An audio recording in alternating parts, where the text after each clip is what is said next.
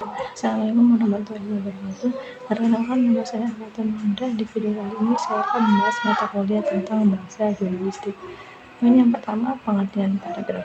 Paragraf yang disebut pada alinea secara fisik visual sebuah paragraf atau alinea ditandai dengan penulisan kata awal kalimat yang menjorok ke dalam beberapa ketukan.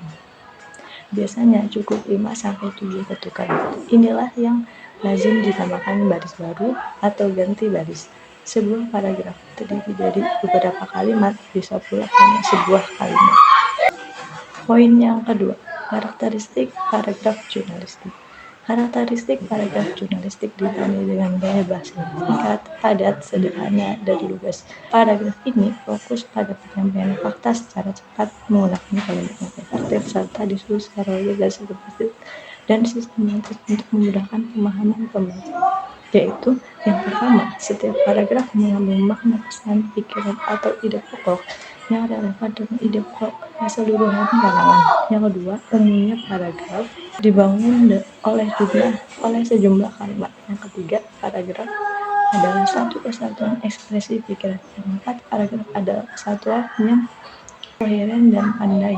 Dan yang kelima, kalimat paragraf tersusun secara logis sistematis. Poin yang ketiga, fungsi paragraf jurnalistik. Sebuah paragraf memiliki 4 fungsi. Yang pertama, sebagai penampung dari sebagian kecil jalan pikiran atau ide pokok kesadaran karangan. Yang kedua, memudahkan pemahaman jalan pikiran atau ide paragraf per orang. Yang ketiga, memungkinkan per orang melahirkan jalan pikirannya secara sistematis. Dan yang keempat, mengarahkan pemahaman dalam mengikuti aturan pikiran pengarang memahaminya. Poin yang keempat, unsur-unsur paragraf jurnalistik. Yang pertama, tradisi atau tradition. Yang keempat, kalimat topik atau topik sentence. Yang ketiga, kalimat pengembang sentence. Dan yang keempat, kalimat penegas atau punchline.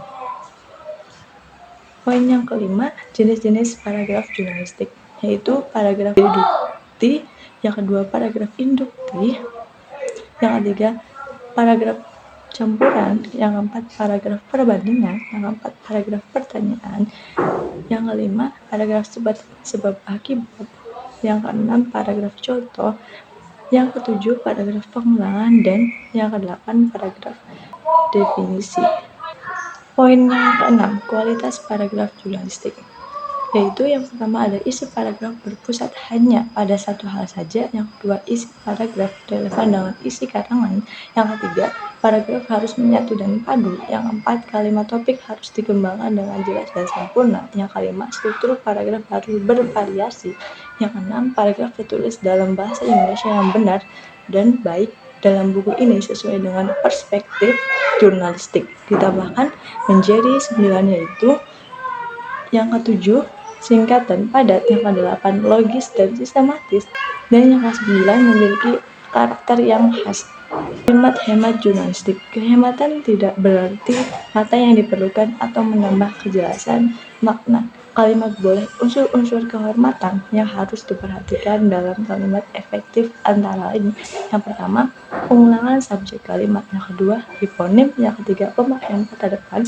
Yang keempat, pemakaian kata sambung. Yang kelima, pemakaian kata mubazir. Dan yang keenam, kata dan kalimat rancu.